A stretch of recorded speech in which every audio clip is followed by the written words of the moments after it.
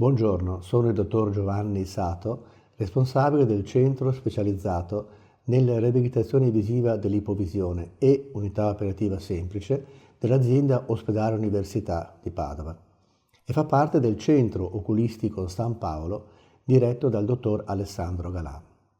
Il centro comprende anche la dottoressa Roberta Rizzo, ortottista, la dottoressa Clorinda Crudeli e il dottor Antonino Avarella.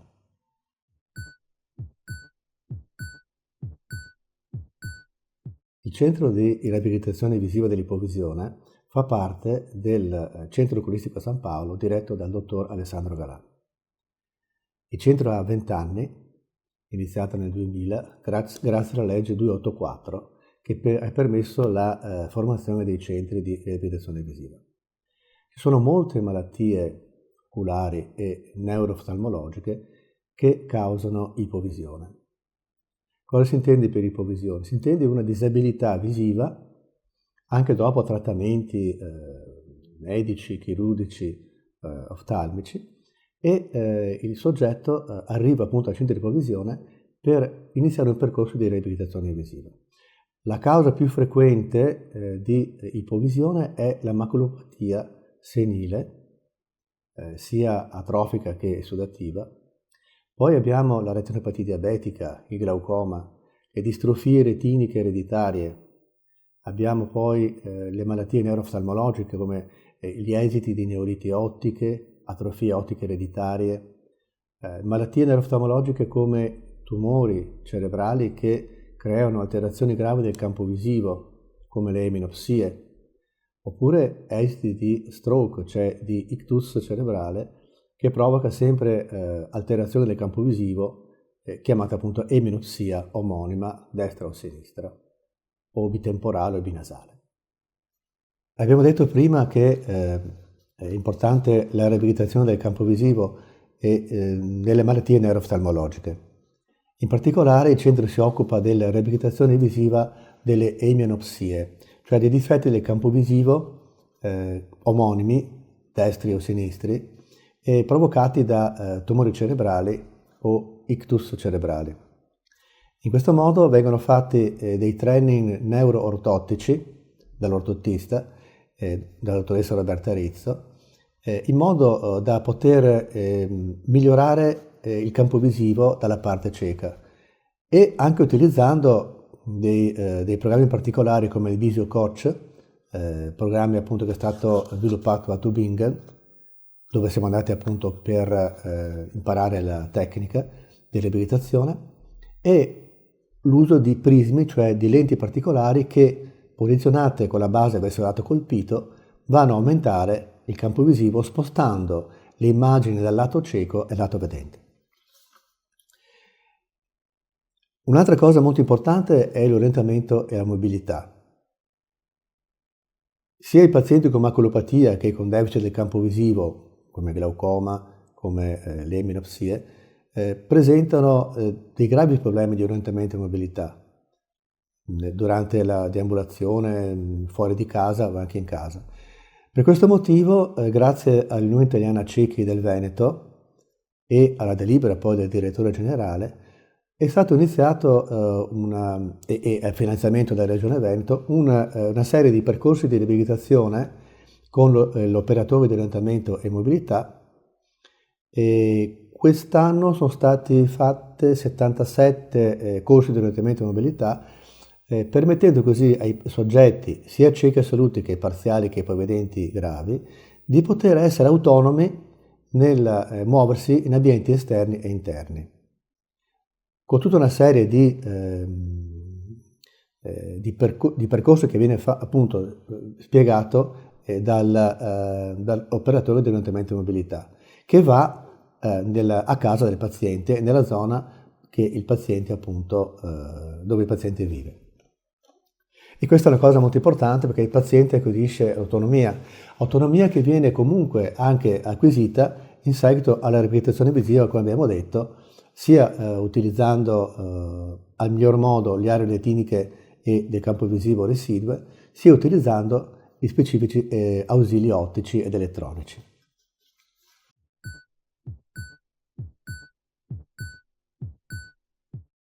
In cosa consiste la riabilitazione visiva?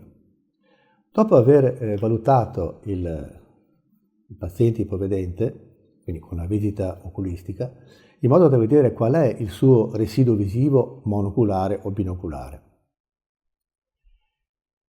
Si vede appunto innanzitutto quali sono le esigenze del paziente.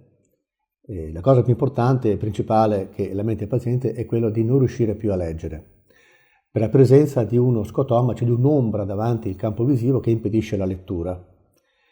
Non riesce poi a vedere i volti delle persone.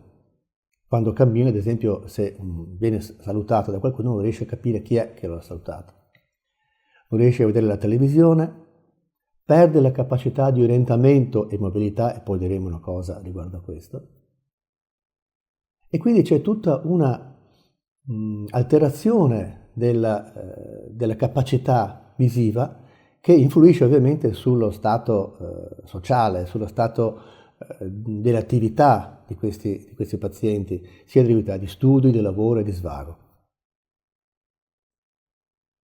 Con la riabilitazione visiva si vanno ad utilizzare le zone retiniche sane che sono rimaste appunto in seguito alla patologia che ha creato l'ipovisione. Per esempio, nella maculopatia, sia senile che ereditaria o diabetica o di altro tipo, si valuta prima col microperimetro qual è la mappa della macula, in modo da vedere la sensibilità retinica, la fissazione, cioè questi soggetti non riescono più a vedere al centro, ma devono utilizzare una zona retinica sana eccentrica rispetto alla fovea non funzionante.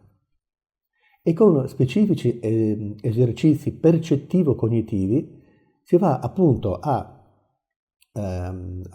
riabilitare la zona retinica eccentrica, con training ortotici, training neurovisivi, con l'audio biofeedback utilizzando il microperimetro, in modo da stabilizzare la fissazione e migliorare la sensibilità retinica.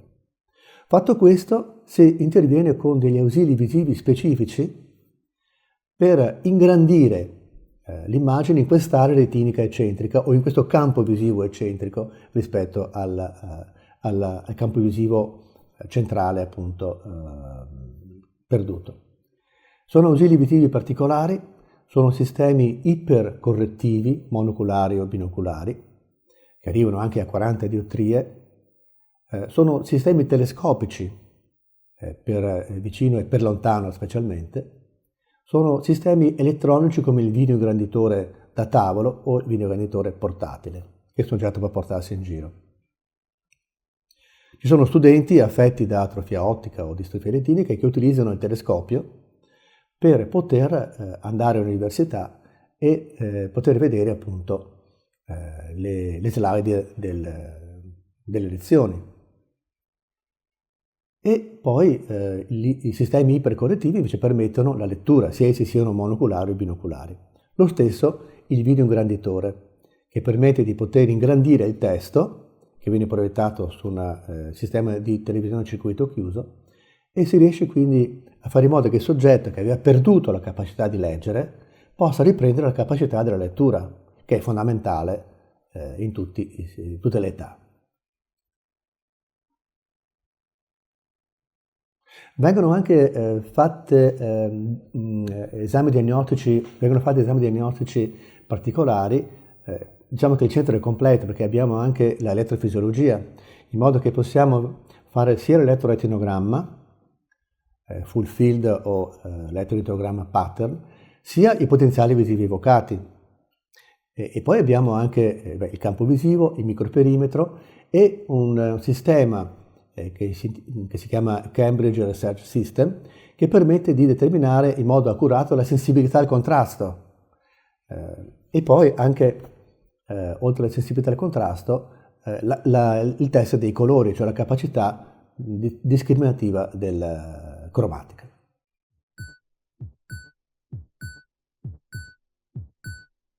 Il centro di riabilitazione visiva si occupa di tutte le fasce di età, dall'età infantile, età giovanile, età adulta, età anziana. Per l'età infantile c'è anche la dottoressa Clorinda Crudeli, che si interessa appunto dell'ipovisione infantile, insieme con la dottoressa Roberta Rizzo, che è l'ortottista del centro di ipovisione e che si interessa anche dell'età giovanile e adulta, anziana. L'anno scorso abbiamo visitato 1500 pazienti per un totale di 8.650 prestazioni, quindi vedete 1.500 pazienti, 8.650 prestazioni. Cosa vuol dire questo? Che il soggetto ipovedente che arriva al centro fa molte prestazioni, la diagnosi, la riabilitazione, i training, in modo da arrivare alla fine del percorso riabilitativo ad una riabilitazione della visione per vicino, per lontano, per le distanze intermedie. Questo perché poi ogni anno il centro deve fare una relazione che tramite appunto l'azienda ospedaliera viene mandata in Regione Veneto e dalla Regione viene mandato al Ministero della Salute, perché poi c'è una relazione che il Ministero della Salute fa al Parlamento ogni anno, secondo quello che sono le direttive della legge 284, appunto, per i centri di ipovisione.